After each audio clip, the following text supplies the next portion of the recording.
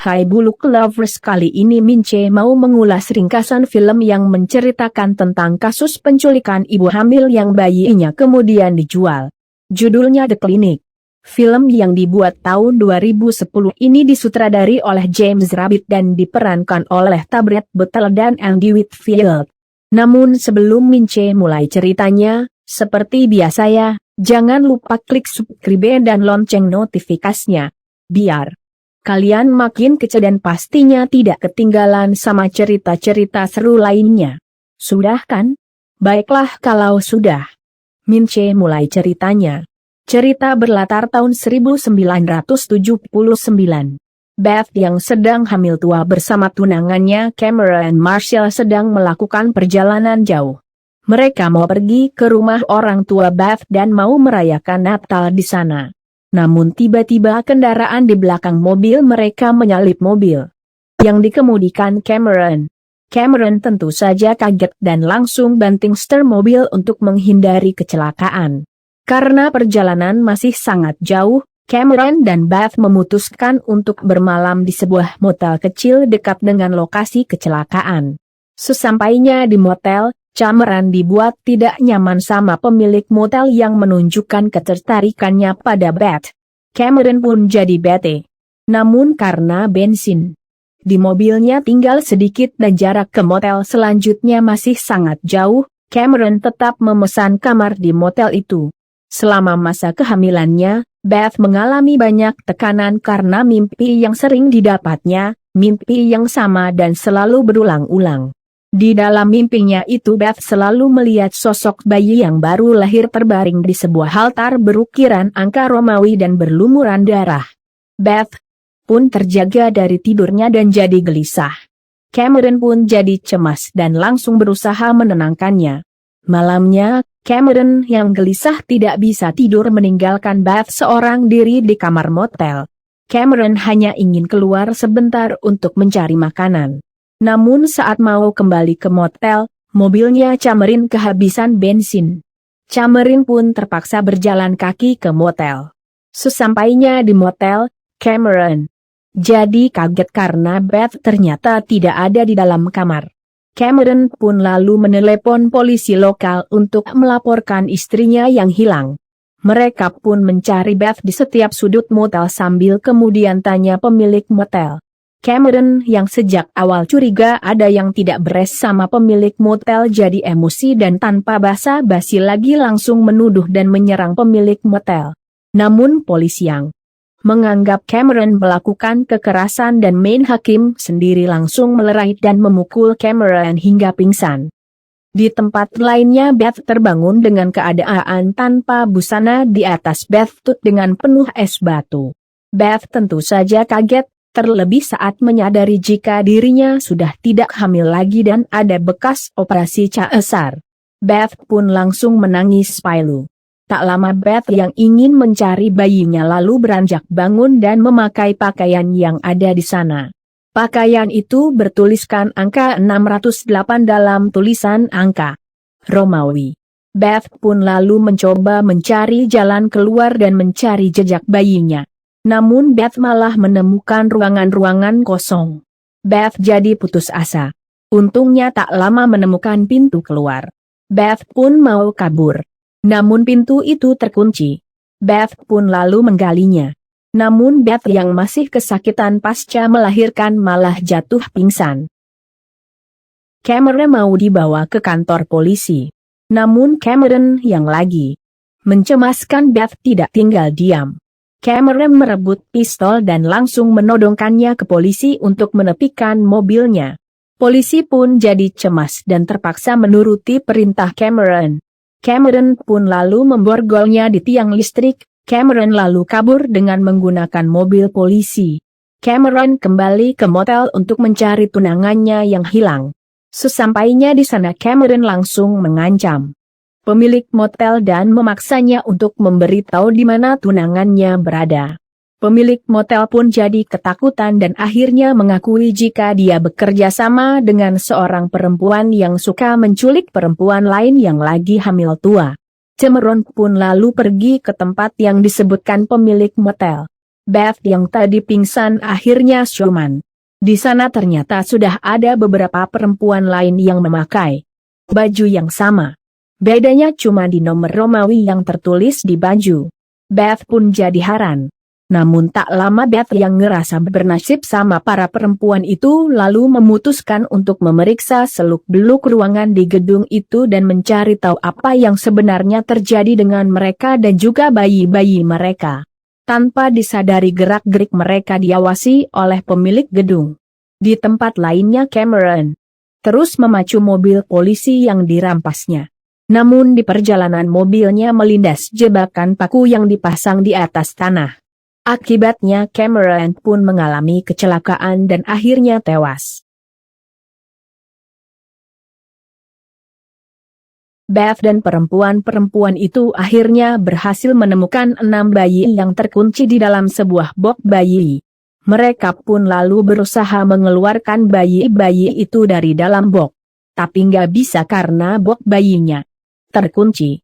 Beth dan perempuan lainnya jadi kebingungan. Selain karena box bayinya terkunci, juga karena mereka nggak tahu yang mana bayinya mereka. Tak lama Beth melihat tag yang melingkar di pergelangan kaki bayi dengan warna yang berbeda. Salah satu perempuan yang bernama Veronica dan ternyata seorang dokter lalu memberi saran untuk melakukan pembedahan perut agar dapat mengambil tag yang ada di dalam perut mereka masing-masing dan mengidentifikasi bayi-bayi mereka. Beth dan 2 perempuan yang ada di sana setuju dengan saran Veronica. Mereka bertiga pun lalu pergi ke ruang persalinan. Sementara salah satu perempuan yang tidak setuju menunggu di sana. Tanpa mereka sadarai, pemilik gedung terus mengawasi melalui kamera CCTV. Beth dan 2 perempuan lainnya terus jalan. Namun mereka dihadang sama beberapa ekor anjing yang sangat galak. Mereka pun langsung lari dan akhirnya berpisah. Beth dan Veronica yang panik nggak melihat ada lubang di depannya. Mereka pun jatuh dan langsung pingsan. Beth pun kembali bermimpi buruk dan terbangun dengan gelisah. Beth pun lalu cerita sama Veronica tentang mimpinya yang terus terulang dan terlihat cocok dengan situasi mereka saat itu.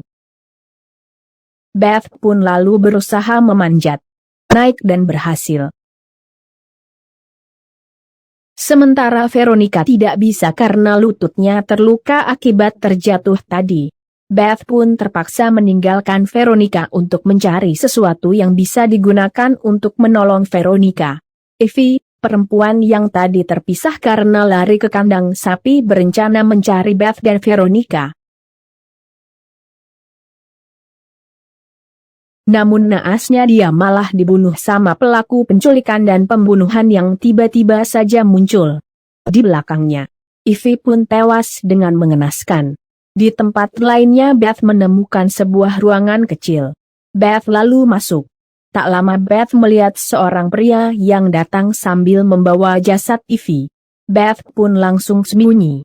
Namun pria itu ternyata melihat Beth dari pantulan cermin di depannya. Anehnya pria itu malah jadi ketakutan. Beth jadi heran dan langsung mendekatinya. Beth pun akhirnya tahu jika pria itu bernama Dunker, anak dari wanita yang bernama Seaford, dalang dari semua peristiwa mengerikan itu. Dunker mengatakan jika dia terpaksa melakukan pekerjaan jahat karena takut diomelin ibunya. Di saat yang sama Beth melihat satu set kunci menggantung di celana Dunker. Beth pun secara perlahan mau mengambilnya. Namun Beth yang keburu kabur. Beth pun lalu mengejarnya. Di satu jarak Beth akhirnya berhasil menjatuhkan Dunker dan mengambil satu set kunci. Setelah itu Beth kembali menemui Veronica yang masih terjebak di dalam sebuah lubang. Beth membawa beberapa kotak besi untuk membantu Veronica naik dari dalam lubang. Beth pun memberitahu Veronica jika Evie sudah tewas. Mereka pun lalu pergi. Namun karena Veronica masih kesakitan, Beth lalu mengajak Veronica istirahat di rongsokan mobil yang ada di sana. Beth lalu mengikat kaki Veronica. Namun tiba-tiba ada sebuah mobil melaju cepat dan mau menabrak rongsokan mobil tempat Beth dan Veronica berada. Beth tentu saja kaget dan buru-buru membawa Veronica pergi hingga akhirnya sampai di ruang persalinan. Veronica lalu membedah perutnya sendiri. Namun tiba-tiba ada orang misterius datang dan mematikan aliran listrik. Ruang bersalin pun jadi gelap.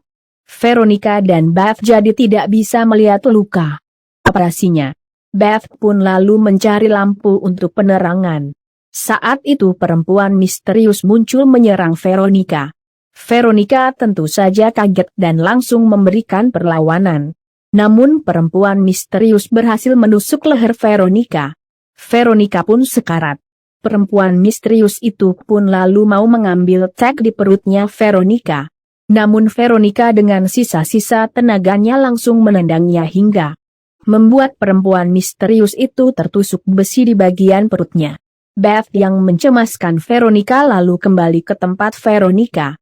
Namun Veronica sudah sekarat dan bilang jika bayinya memiliki tag berwarna kuning. Beth pun lalu mencari si pelaku dengan cara mengikuti jejak darah yang berceceran di lantai. Tak lama Beth akhirnya menemukan pelaku di kamar mandi dengan kondisi yang sudah terluka parah dan hendak membuang tagnya ke dalam saluran air. Kecuali kalau Beth mau merawat bayinya. Dia juga bilang terpaksa melakukan penyerangan dan pembunuhan itu karena perintah Nyonya Sivort. Perempuan itu pun akhirnya tewas. Beth pun langsung berlari menuju ruang bayi untuk mencocokkan semua tag yang sudah dikumpulkannya. Beth merasa senang karena akhirnya tahu jika bayinya memiliki tag yang sama dengan dirinya yang berwarna ungu. Namun bayinya sudah nggak ada. Beth pun jadi geram.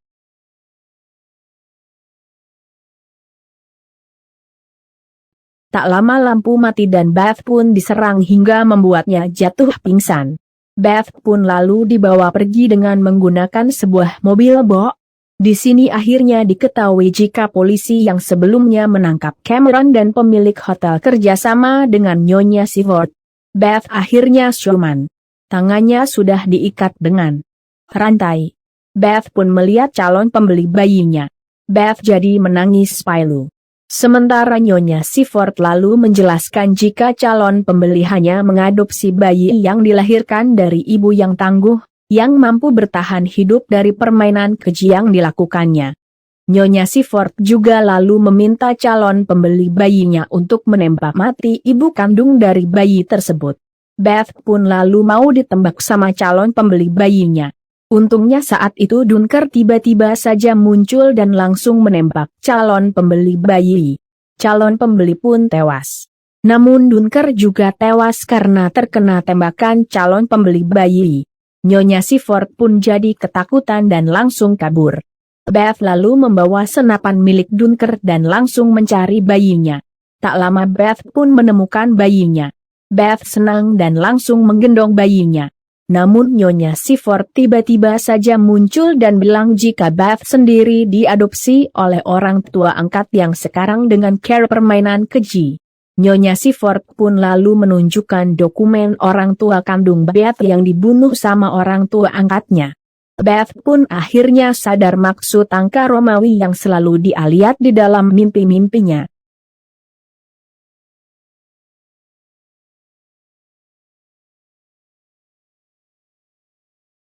Kesal dengan kenyataan itu, Beth pun lalu menyerang Nyonya Sivort dan menusuknya hingga tewas.